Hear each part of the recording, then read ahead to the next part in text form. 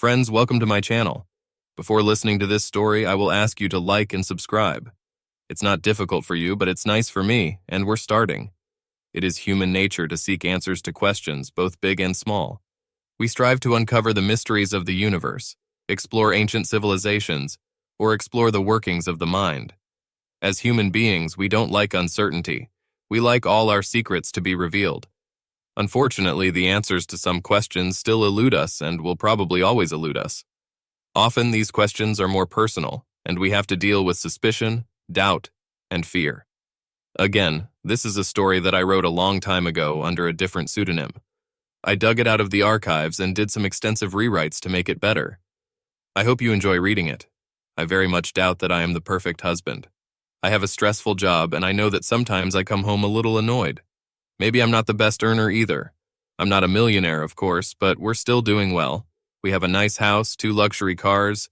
My wife has a closet full of beautiful clothes, and our 8-year-old daughter Jennifer has tons of expensive toys. I think when it really comes down to it, I'm just a simple, hardworking guy who loves his wife and family. Linda and I have been married for almost 12 years, and for the most part, those years have been heaven on earth. I'm talking mostly because in the last couple of months or so, something just hasn't worked out between Linda and me. It's hard to say for sure, but she was acting strangely, somehow aloof. In many cases, for no reason at all, she found fault with what I did or said. It just wasn't like her. I tried to discuss it. I asked if she was mad at me for some unknown reason, but like all women, she just said that nothing had happened except that she was a little tired or that she had had a bad day. At first, I thought I would just give her some time to sort out what was bothering her, but as time went on, her detached attitude became old and frankly annoying. Apart from her relationship, as I'm sure any married couple knows, you can't have a problematic relationship with your spouse without it moving into the bedroom. I have always tried my best to make our personal life spontaneous and exciting. I've always been a romantic at heart, so sometimes I'd start foreplay by bringing home a dozen roses after work. In the past, such gestures never prevented me from sleeping later that night, but lately my loving actions have been met with nothing more than a thank you and a kiss on the cheek. Instead of accepting my signs of love for what they are, she almost thought it was some kind of lame attempt to compensate for what I had done wrong. It's been a few weeks since Linda stopped making love, and my attempts have been met either by the fact that she's not in the mood or by the fact that she has the proverbial headache. On the rare occasions when she gave in to my pleas, she would lie there while I did all the work.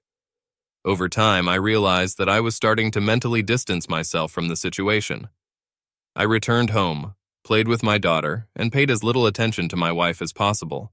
Of course, all this only made the situation worse. I was desperate, so when I had a minute or two at work, I started going over everything in my head. I remembered when and how it all started. I tried to remember if I had done something that could have caused a change in Linda's attitude, but nothing came out. I replayed a dozen different scenarios over and over in my head, trying to come up with some kind of cause and effect analysis. The more I thought about it, the more one unthinkable trigger for Linda's behavior came up. I wondered if it was possible. Maybe my wife is cheating on me? I told myself that no, she would never do that. But every time I tried to put 2 and 2 together, it turned out to be 3. Me, Linda, and the lover. I tried to convince myself that it was simply impossible. But you know what they say about curiosity. I've read something about what things to look for. Differences in behavioral patterns, clothing, schedules, and the like. To tell the truth, I really haven't noticed Linda wearing any nice clothes or dressing prettier. But I only see her when I come home after work. Who knows how she dresses during the day? I also had no idea what schedule she was following. She's always running back and forth for what, again? Who knows? However, when it came to changing her attitude, some of the symptoms seemed terribly familiar. I was thinking about hiring a private investigator, but I didn't have any real evidence. All I had were suspicions and, of course, nothing that would justify the expense of a private investigator. So I started the investigation on my own. I did little things like calling home in the middle of the day. Sometimes she was at home and sometimes she wasn't. Then I took out an old outdoor surveillance camera and discreetly installed it under the eaves of the garage. I connected it to a tape recorder, which I hid on the back shelf behind the cans of paint. I wanted to see if any strange cars were driving up to the house, but there hadn't been any in 2 weeks. I actually saw my wife leave the house a few times and then told me that she had been at home all day, but she hadn't been away long enough for something to happen. unless her boyfriend was a momentary miracle. Maybe it was just a small errand that she considered too insignificant to mention. This, of course, was not proof of an illegal relationship. Time passed, and although I still had absolutely no evidence, no handkerchiefs, my suspicions intensified. Her mood was getting worse, and we hadn't made love in a couple of weeks. I was already getting angry. Our 12th anniversary was approaching, and I saw this as an opportunity. I wanted to go out and have some fun. It's been a long time since Linda and I last had dinner and danced. Maybe, just maybe, this will bring a little spark back to our marriage. Of course, I was ready to try. We agreed that Jennifer would spend the night at my parents' house so that we could have real fun without time limits. I booked a table at Plato's, one of Linda's favorite restaurants. She took my arm as the maitre d' escorted us to our table, and I hoped some of that old magic would come back, but for some reason she seemed a little tense. We ordered a bottle of wine at dinner, and I saw that Linda was starting to relax. She started acting like her old self again. Our conversation was light and playful. After dinner, I could tell that my beautiful wife couldn't wait to go and kick her heels. I wanted to go to the new dance club that opened a couple of months ago, but Linda persuaded me to go to the same place we usually go. It was a nice place with cozy lighting and a nice cozy dance floor. They served the slightly older crowd and played music that a person can actually dance to, so she didn't have to twist my arm too much. So I'm not a bad dancer if I say so myself. Actually, that's one of the things that brought Linda and me together. We both loved dancing. We found a nice private table for two, ordered a couple of drinks, took one sip each, and then came over to show the others that there is more to dancing than two steps. It was like the good old days. We were both having a great time. We were a little tired after almost an hour of dancing, so we returned to our table to take a break. I flopped into a chair, but Linda, without sitting down, took a sip of wine from her glass, and then excused herself and went to the ladies' room. I watched with visions of carnal bliss yet to come as my beautiful couple gracefully swayed their hips with every step she took. When I finally took my mind off my wife's perfect ass, I realized that I wasn't the only one whose attention she attracted. A very handsome guy was sitting all alone at a corner table on the other side of the dance floor, watching Linda's every move. For a second, I thought she met his gaze, and I wondered if they knew each other. When she disappeared into the bathroom, I could have sworn that the guy was looking right at me with a smug expression on his face. But from this distance, it was hard to tell for sure.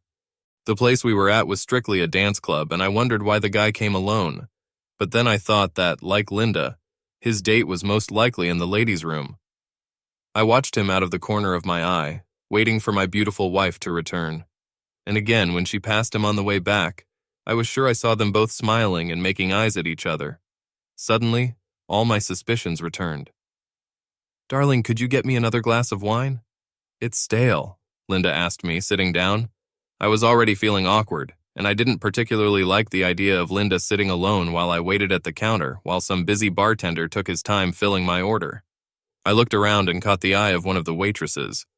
I could have sworn that Linda looked disappointed when the young lady came to the table to take our drink order. I just knew that the evening was about to turn for the worse. I could feel it in my bones. I looked over my shoulder and saw that the guy was still sitting there unaccompanied. He was definitely alone. "Who's that guy in the corner?" I asked. I caught her off guard, and for a moment I thought I saw the panic in Linda's eyes. However, it didn't take her long to recover. "What guy?" Judging by the awkward tone in her voice, I was sure I was on the right track. "That's the guy you were making eyes at on the way to the bathroom," I insisted. "Honey, I don't know what you're talking about," she protested innocently. "I didn't make eyes at anyone."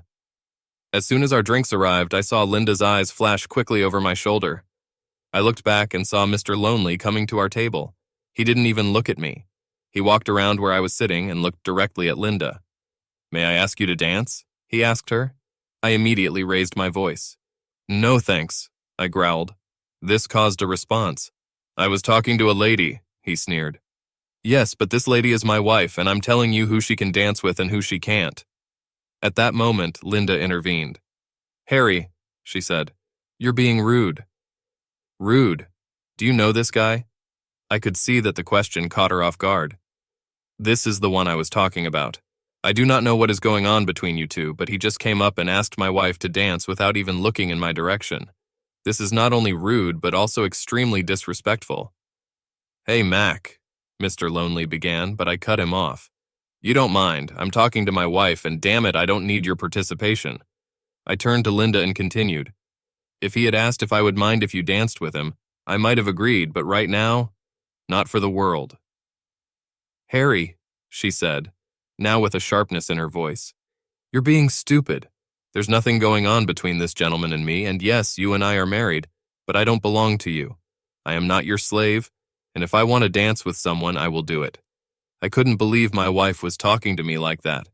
She has never shown me such disrespect. I was fuming, and any hopes of spending a pleasant romantic evening with my wife went out the window. Nevertheless, I was going to try to contain my anger. While I was trying to calm down, she continued, Honey, I just want to have some fun, she said in a much sweeter tone now. Linda, it's our anniversary. I want to have fun too. But with you and sitting here watching you dance with someone else is not my idea of fun, especially when I asked you not to dance with him. Now you're right. You don't belong to me, and I can't stop you from dancing with him, but if you do, then you better ask him to take you home because I'm leaving. After 12 years of marriage, I can read Linda like a book. When she looked at my face, her face expressed anger. I was surprised that she couldn't see the same thing in mine. Well, it's rude to make this gentleman stand here while we bicker, so I'm going to dance with him and we'll talk about it when I get back, she snapped. The jerk had a triumphant grin on his face as he held out his hand for her to take it. Linda took his hand, stood up, and they went out onto the dance floor together. I'm sure they didn't even see me leave because I was out the door before they even started dancing. I was already 8 blocks away when my cell phone rang. Where the hell are you? Linda asked in a very contrite voice. I'm going home to pack my things. Why? There was a pause. What the hell are you talking about? Pack a bag, where are you going? I don't know yet, all I know is that I'm getting the hell away from you, I said. I've had enough. You can't be serious, Harry. It was just a dance, one lousy dance. Are you going to throw away 12 years of marriage because of dancing? This has nothing to do with dancing, Linda. Why do you want to stay married to a man you don't love and respect? To be honest, I didn't catch you, but I'm pretty sure you're cheating on me. I suspect it's with that jerk you just danced with. I saw the way you looked at each other when you went to the bathroom. When he came to our table, he showed me the same respect that a guy gives to the husband of a woman he uses. None. Harry, she said in a softer voice now, I really love and respect you. I told you there was nothing going on between this guy and me. I would never cheat on you. Why do you even think that? You've got to be kidding. We haven't made love in over 2 weeks. When we do this, you don't even participate, you just lie there. You've been grumpy and short-tempered for the last 2 months. And don't tell me you respect me because you don't. You proved it tonight. If you don't have an affair, you're damn good at imitating it. There was nothing but silence on the other end of the line. Finally. I'm sorry, Harry. I didn't get it. I'm sorry for the way I behaved. I'm sorry about tonight. I'm sorry that I gave you a reason to think that I was having an affair. She paused for a moment. I think I really looked at that guy on the way to the ladies' room. He was a handsome man. I noticed him when we were dancing, and I think we saw each other at the same time, but I'm not having an affair with him. Please, darling, please just come back and pick me up. We'll talk about it. No, like I said, I've had enough. I told you that if you danced with this guy, you'd have to find your own way home, and I wasn't kidding. I'm driving up to our house right now. I'll be out of here by the time you get home. If you're having an affair, maybe you should just go home with your lover and forget about me. Darling, please believe me, I'm not having an affair. Please listen, I'll take a taxi, but please just stay there until I get home. Now I recognize the desperation in her voice, quite different from before. We have to discuss this. Please, I'll be home soon. She pleaded before hanging up the phone. I turned into our driveway, went upstairs and packed my bag. I left the house exactly 12 minutes later. I was wondering if she was really going to take a taxi home or if the jerk was going to drop her off. So I drove a block, turned off the lights, and waited to see. About 15 minutes later, a yellow taxi pulled into the driveway. Linda got out of the car and ran into the house. I saw what I wanted to see and went to the motel. Almost immediately, my phone rang again. I turned it off. I still had no proof of infidelity, but I had very strong suspicions. I was pretty sure that Linda and the guy she was dancing with knew each other. I thought now would be a good time for this private investigator. If I hadn't been at home, maybe she would have gone to her lover for comfort. The next day I looked through the yellow pages and found the PI with the best ad. I went down to his office and gave him an advance. After that, I got to work. Tracy, my secretary, told me to call my wife immediately. She said that Linda had called 20 times already, and something was definitely wrong. I explained that Linda and I were having problems and I wasn't going to answer her calls.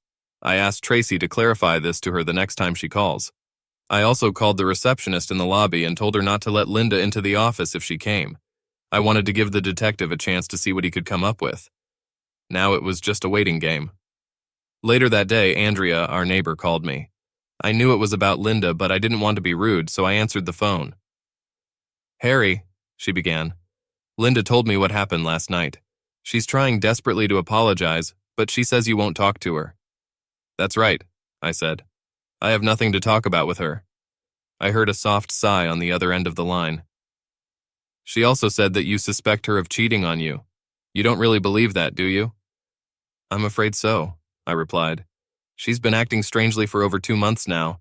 That night only confirmed my suspicions. She said that all she did was dance with some guy."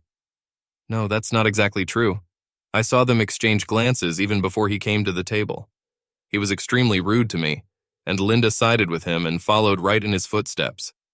I warned her about the consequences if she danced with that jerk, but she didn't care. I'm pretty sure these two are lovers." "Harry, wait. I'm sure you're wrong. I've been living next door to you guys for years. I think I would know if Linda was cheating on you, and I've never seen any evidence of that. I've never seen any strange cars there. I've never seen any strange people. Please, she knows that dancing with this guy was wrong. She said she was angry because you said she couldn't dance with him, but she thought about what you said and realized you were right. Trust me, Harry, I know Linda, and she's not cheating on you. She loves you. You know that as well as I do." "I'm not so sure anymore, Andrea. She didn't act out of love that night, that's for sure." "Please, Harry, please just talk to her. You'll never make up your mind if you don't talk to her." I knew she was right, of course, but I wanted to buy some time for a private investigator. "Andrea, do me a favor and tell her I'll call her in a couple of weeks. I still need to think about something." I heard a sigh again. "Okay, Harry," she said. "I'll tell her, but please call her then. Will you promise me, please?" "I promise," I told her. We said goodbye, and it made me think again. Andrea and her husband Don were our good friends. I couldn't imagine Andrea lying to me. If Linda cheated on me, it was very carefully. I was on pins and needles for the next 2 weeks. I contacted the investigator a couple of times, but all he said was that he had nothing to report yet. Finally, he called and asked me to come to his office. My stomach twisted into a knot as I sat down.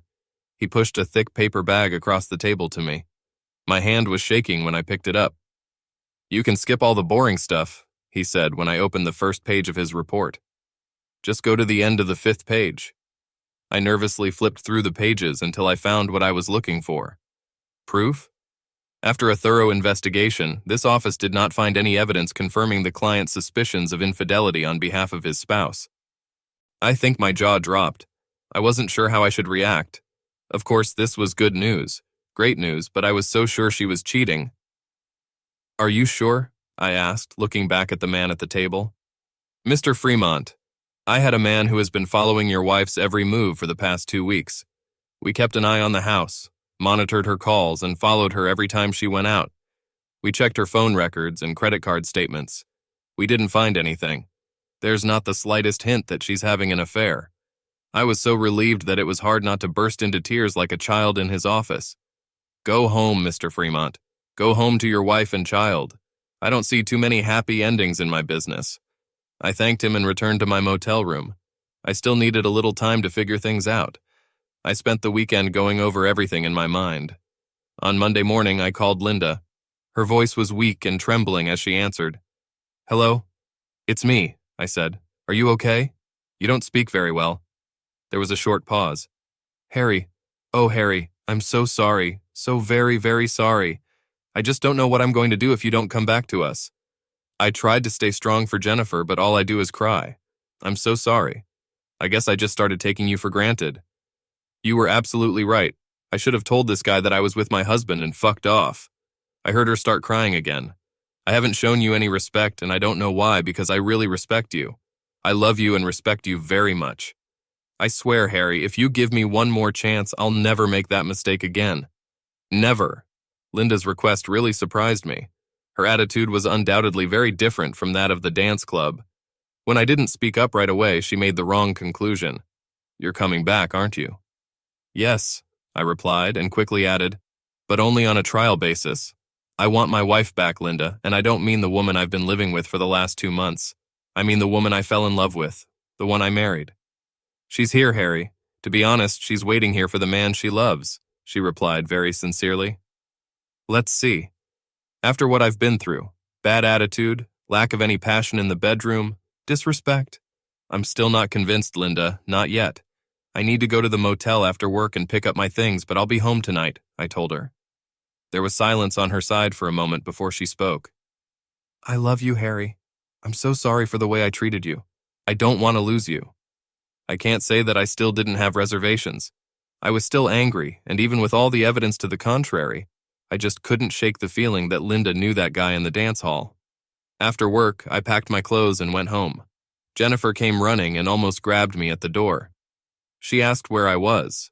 I explained that I had been out of town for a while. Obviously, she didn't know anything about our problems.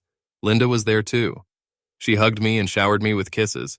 I kissed her back passionately. After all, I couldn't deny that I loved my wife. That was 2 years ago, and married life has become wonderful again. Linda has become the woman I married again, both in and out of the bedroom. A couple of months ago, she gave me a surprise birthday party.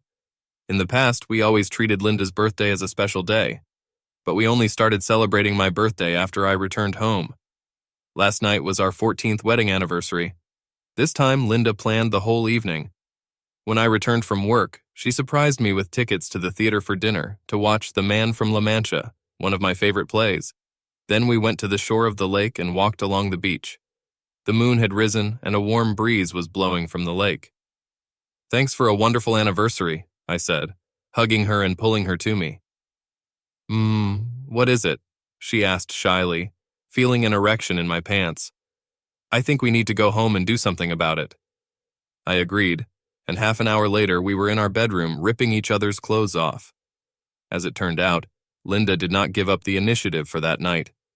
As soon as she undid the buttons on my shirt, she pulled it on halfway behind me, then stopped, catching my arms in the sleeves. She ran her nails over my chest, kneeling down. By that time, I was so hard that I thought my skin would burst from the strain. Linda unbuckled my belt first. Then a zipper appeared, and after a few seconds, it zipped my pants and underwear around my ankles. I closed my eyes and leaned my head back. I was in heaven, there was no doubt about it. "Oh my God," I moaned. "The honorable one. Honey, I won't last long," I muttered. Linda obviously took my statement as a hint and stepped up her efforts. To this day, I do not know if she cheated on me or not. I guess I'll never know for sure. I know I'm glad I decided to come home. Chapter 2. Linda's side of the story. Although, according to the calendar, spring came a couple of weeks earlier, this was the first day that Linda was able to leave the house without a winter coat. Finally, another Chicago winter has become history. Outside, Linda breathed in the fresh scent of morning dew, left over from a gentle nighttime April downpour. She smiled, remembering the warm, safe feeling she had felt lying in bed in her husband's strong arms, listening to the soft rhythm of the rain. On the way to the car, she noticed beautiful blue wildflowers growing on the lawn. She was delighted with the sight of them. No matter how bad the winter was, they stubbornly sought a new beginning of life every spring. Linda sang along to the radio in the car while driving to a small cafe to meet Katie, a good friend whom she had not seen for a long time. She had a son the same age as Jennifer, Linda's daughter. They met many years ago at a school event, got along, and have been good friends ever since. Katie arrived first and had already taken a small table in the corner by the window. They waved at each other and smiled through the glass as Linda passed by on her way to the front door. The aroma of freshly brewed coffee wafted through the busy cafe as Linda approached the queue of customers waiting to order a cup of Colombian paradise. When Katie saw her friend approaching, she stood up. "Hi." Both girls giggled at the same time, hugging each other before taking their seats. "It's been a while," Linda said. "How are you doing?" Katie's eyes were bright and cheerful as she answered her friend. The girls chatted, reminiscing about old times and laughing at the funny things that happened at some of the school events they attended. They asked each other about their children, and both mentioned how fast they were growing up. They had been talking for about an hour when Katie leaned over the table and lowered her voice. "Linda, Katie said, almost in a whisper. Can you keep a secret? Yes, of course, Linda replied, gesturing as if locking her lips with a key. What's the matter? I shouldn't even tell you this, but I have to tell someone or I'm going to burst. I'm kind of dating this guy. Linda quickly raised her head from the coffee and looked into her friend's eyes. What do you mean, kind of dating this guy? Are you having an affair? Katie pursed her lips in a mischievous half-smile. Well, we haven't really done anything yet, but I'm thinking about it. I know it's inappropriate, but I feel so alive when I'm with him. His name is Cody. Isn't that a pretty name? I know I shouldn't do this, but I really like this guy, and I'm afraid he'll lose interest if I don't sleep with him. Let me ask you something, Linda said. Are you ready to lose your husband because of him? Oh no, of course not. I'm not talking about marrying this guy, it's just, I'm having a little fling. As they call it, the spice of life, she said with a smile. I'd make sure Bruce never found out. He'll be killed if he finds out that I'm making love to someone else. She started to take a sip from her cup. Besides, Cody is married too. We'll both have to be very careful. For the past 2 years, Linda had been living with a secret she hadn't told anyone, and she was determined to keep it a secret. She looked at her friend and decided to take a chance. Katie, do you remember a couple of years ago when Harry and I had problems? He really left me for a while, remember? Yes, I know, but I never knew what it all meant. You never talked about it, and I didn't want to pry into other people's business. I haven't told anyone, and you have to promise that you will never say a word of what I'm going to tell you to a single living soul. She waited for a clear signal from her friend before saying another word. It took a second, but Katie realized what she was waiting for. Oh yes, of course, Linda, I promise. If this ever gets out, I'm pretty sure it will ruin my marriage. That's why I didn't tell anyone, but, you need to hear this, Katie, before you ruin your own marriage. At that moment, the waitress came over with fresh coffee. Linda waited until she had finished filling their cups before starting. I'm probably no different from most other married women. After 12 years of marriage, I felt good. I don't know. Boring. Everything was becoming such a chore. It was strange. After all these years, I looked around and asked, what am I doing? Where am I going? Nowhere. I'm stuck here. I don't have a real life for myself. That's right, Katie interjected.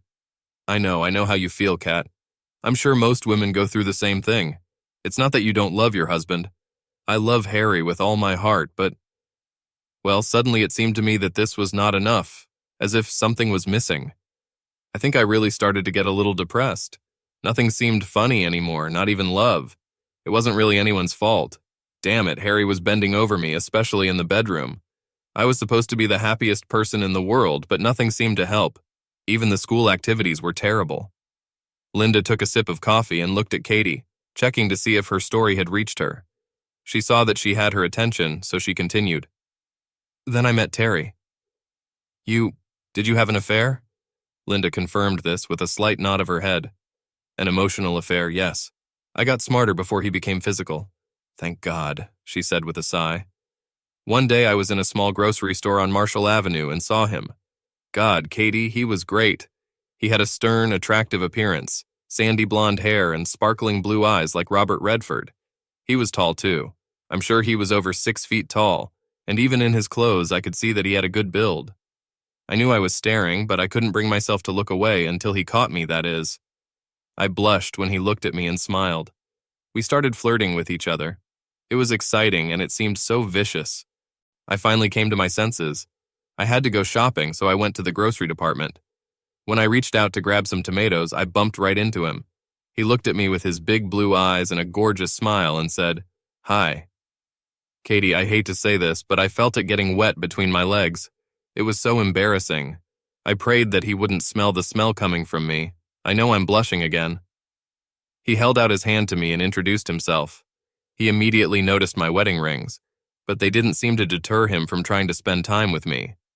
I was very flattered to think that such a guy could be interested in me. We chatted and joked in the aisles while we both bought what we needed. Then when we got to the checkout, he gave me his number and said I should invite him to lunch next week. Now Katie was hanging on every word of her friend's story. It was so familiar. I almost threw away his business card when I left the store. I thought, yes, that's right, I'll call you, and we'll have a very hot romantic love. and then my husband will kill us both." "Didn't do what?" asked her enchanted friend. "I didn't throw away his business card. I put it in my purse." Damn, all I could think about on the way home was Terry. Harry came home while I was cleaning up the groceries. I already felt so guilty that I lashed out at him when he tried to help. I think it was some kind of unconscious defense mechanism. Poor Harry just asked if anything was wrong. "Oh my God, what did you say?" Of course I lied. I told him that I was just a little tired of shopping. To tell the truth, I was secretly walking on cloud nine. Anyway, Linda continued, I knew I shouldn't have called him, it was wrong. I also knew that because of how I felt, I was very vulnerable. I kept telling myself, no, but I couldn't help myself. I found one of the last payphones in town and dialed the number on the card he gave me. We agreed to have lunch the next day. With anxious anticipation, Katie waited for her friend to take another sip of coffee before continuing. Kat, on the way to the restaurant, my emotions were everywhere. I was scared and horny at the same time, not to mention damn horny. At one point, while we were talking, Terry leaned across the table and took my hand. I felt the moisture in my crotch again. It was almost like being a kid on my first date. I'll tell you that I wanted to go to bed with this guy so badly, but my conscience, or maybe it was just fear. Anyway, I just couldn't do it. But that didn't stop Terry. He has already begun his seduction. He started talking about how Harry didn't know what a wonderful woman he had and didn't appreciate me. Stupid me, I ate it. I was starting to resent my own husband. In the blink of an eye, Terry convinced me that Harry took me for granted. God, Linda, this is like what I'm going through right now, Katie said. That's why I'm telling you all this, Katie. I want you to know what you're getting into. Has this guy you're dating started talking about Bruce yet? No, not at all. Katie stopped and thought about the answer she had just given. Well, I mean, not quite. He was asking questions. You know, like, does your husband know how lucky he is? Something like that. Yeah, and of course, you're starting to wonder about it yourself, right? Well then, Katie, this is happening without even realizing it. When Harry left me, he said that I had been unhappy with him for more than 2 months. I had no idea I was even doing this. I did the same thing in the bedroom. I just couldn't bring myself to be passionate with a man who seemed to take me for granted. She saw the light bulb light up in her friend's eyes as she continued her story. Think about it, Katie. What kind of man has an affair with a married woman? Can you imagine Bruce doing that? Bruce? No, of course not. He would never do anything like that. Yeah, so why risk your marriage over who's going to do it? Linda asked. While Katie was thinking about what she had just said, Linda continued her story. Anyway, we had lunch again the following week, and it was getting harder and harder to stay loyal to Harry. The third time we had lunch, he almost convinced me to go back to his apartment with him. I could see that he was a little angry at all my excuses, and I knew that if I had lunch with him again, we would end up in bed together. When we were leaving the restaurant after our third lunch date, I mentioned that I needed to buy a new dress because Harry invited me to our anniversary. I told him that we would probably go to the dance club that we used to go to. Harry talked a lot about how much fun we had there and how we danced all night long. Terry immediately took advantage of this opportunity. He said he would be there to dance with me. I told him he'd better not do it after all. It was our anniversary, and my husband might get mad if I danced with someone else. However, Terry behaved arrogantly and said that it would serve as a lesson to Harry. He'll show Harry that other men want me, and maybe that'll wake Harry up and he'll appreciate me more. Oh my God, Linda, he really showed up, didn't he? Linda took another sip of coffee. Of course he was. I noticed him as soon as we entered. Of course, I didn't dare say anything to him. Harry and I have been having a great time so far. That is, until Terry came up and asked me to dance. Oh my God, Katie whispered. Yeah, and to make matters worse, he completely ignored Harry. In fact, he was downright rude to him. Harry, for obvious reasons, leaned his back against the wall and gave me an ultimatum, saying that I couldn't dance with him. Well, you know how stupid I can be sometimes. I got mad and said I was going to dance with him anyway. Harry told me he wouldn't be there when we got back from the dance floor, but people say things like that all the time. Who believes them? Katie saw Linda's eyes fill with tears as she continued. When we started dancing, I told Terry that he shouldn't have acted like that in front of Harry. I asked him why he had to be so rude. He said he wanted to put Harry in his place. It made me angry. Of course, Terry kept me very close on the dance floor. By then, however, I was more worried that Harry was watching us and would be even more furious. In fact, I was so worried that I didn't even realize that the first dance was over and we were on the second. When the dance was over, I told Terry not to ask anymore. I said I was going to spend the rest of the evening with my husband. I headed back to the table and saw Terry following me. I asked him what the hell he was doing. He said he wanted to apologize to Harry. When we returned to the table, Harry was not there. Terry sat down in his chair and said he would wait with me until he returned. I really don't think he was going to apologize at all. I think he wanted to pull Harry's chain a little more. Why? Katie asked. Why would he do that? I thought about it, and I think he decided that since he hadn't managed to get me into bed yet, he would create problems between Harry and me. I'm sure he was hoping that I would run up to him and cry on his shoulder. I think he thought he would comfort me between the sheets before the night was over. I thought Harry was in the men's room. I told Terry to go back to his table, but he kept stalling. When the waitress came over, he ordered us drinks. That's when she asked if we wanted to open another account. I asked what was wrong with the first bill. She said Harry paid before he left. Katie, I swear, I saw my whole life flash before my eyes, at least my married life. I couldn't believe he'd just left me there. Linda's face expressed more and more distress as she told her story, and it was like Katie. She shared her friend's pain, and her own emotions began to show. A single tear escaped from Katie's eye and flowed down her cheek. You don't have to tell me all this, Linda. Look at you, you're crying. Why don't we stop here? No. I want to tell you the whole story, Katie. You need to know the whole story. It's important. So where was I? Oh yes, I know. I immediately took out my phone and called Harry. I asked him to come back and pick me up. That's when he told me that he thought I was having an affair, and he had a good idea that it was with Terry. He said he was going to pack up and leave, but he didn't know if he would come back. Linda took a napkin. God, Katie, it hit me like a ton of bricks, she said, wiping tears from her eyes. It was like someone had just turned on the light and everything suddenly came into focus. Harry didn't take me for granted. Damn, he did everything he could to try to help. It was me. I took him for granted. Him and Jennifer, as well as the life we've built for ourselves. I realized that I was risking my entire marriage because of some asshole. I asked Harry again to come back and pick me up so we could talk, but he didn't, so I called a taxi. What about Terry? What has he been doing all this time? Katie asked. Oh, he wasn't going to give up, not yet. He said Harry didn't deserve me and I should go home with him. I told that bastard to drop dead, she said with a chuckle. Even after that, he had to try again. He followed me outside to wait for a taxi. When the car pulled into the parking lot, he grabbed me and tried to kiss me. I need him. While he was hunched over in pain, I told him that if he ever tried to contact me again, I would file a harassment lawsuit. Katie reached out and took her friend's hand while Linda wiped away her tears. Anyway, Harry was gone when I got home. I tried to call him, but his cell phone was turned off. Katie, I was so worried. All I saw was that my marriage was falling apart right in front of my eyes.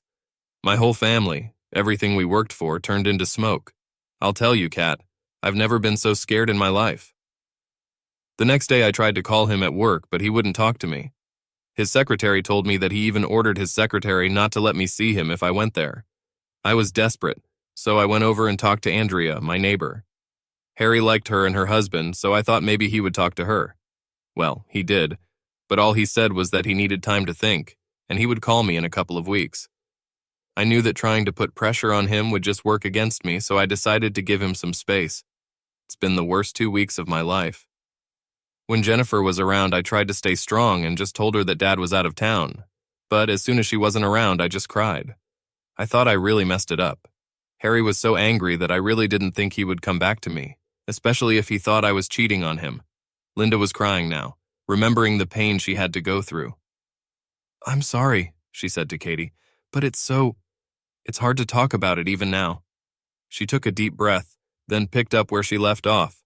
As I said, Harry eventually called and said he was coming home. Katie, I was so close to losing everything. Believe me, it made me realize what I have and how incredibly lucky I am. In the end, Katie, love has to trump lust. I love Harry and he loves me. As far as I understand, there is not a single man in this world who is worth risking it. Wow, Katie said thoughtfully. You're right. I do not know what I would do if my husband left me. Have you ever told Harry the truth? Are you kidding? As close as I was to losing him, I wasn't going to risk it happening again. Katie, I live in constant fear that one day he will find out, but since the day he returned home, I have tried to be the best wife I could be. I no longer take him or our marriage for granted. Every day I thank my lucky stars for what I have, and I show Harry how much I appreciate him with all the passion in my soul. All I can hope for is that it will be enough if he ever finds out. Katie squeezed Linda's hand reassuringly. I'm so glad you told me your story. You didn't let me make a big mistake, Linda. Thank you. The girls talked for a few more minutes, then made preliminary plans for the next meeting before saying goodbye. Linda felt good and knew that she had just saved her friend from making a terrible decision. She pulled up to her car just in time to greet her daughter with a kiss and have a snack after school. Damn, she thought to herself. Jennifer is growing up so fast. She will be 10 years old soon. Where does the time go? When Harry returned from work, Linda greeted her man with hugs and kisses. She had never talked about that painful period of their marriage until that day. Talking to Katie reminded her again of what a wonderful life she and Harry had built for themselves. Later that night, as Harry lay beside her, lost in a blissful sleep, Linda rolled over on her side and propped herself up on her elbow. She looked at the wrinkles on his face that appear from normal aging, and remembered when each of them appeared. With an almost imperceptible touch, she outlined the contours of several later ones. Her heart was pounding with admiration and love for the man of flesh and bones who lay next to her. Linda quietly leaned over and touched her lips to his, but when their lips met, Harry's lips curved into a wide smile. He hugged his beautiful wife and pulled her to him in a passionate kiss. I thought you were asleep, Linda whispered. Actually, I was lying here thinking about what to give Jennifer for her birthday, he said. Do you know what she really needs? What? A little brother or sister.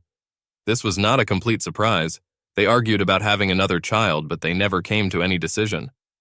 Linda smiled. It looked like her husband had just finished an argument. Well, her birthday is only 2 months away, dear. Shouldn't we start? Harry's smile widened. You're reading my mind. 2 months later, Jennifer celebrated her 10th birthday with a big backyard party. Mom and Dad invited all her friends, and there was a lot of ice cream and cake for everyone. After the party, Linda and Harry surprised their daughter with another expensive toy, and the news about a new brother. End.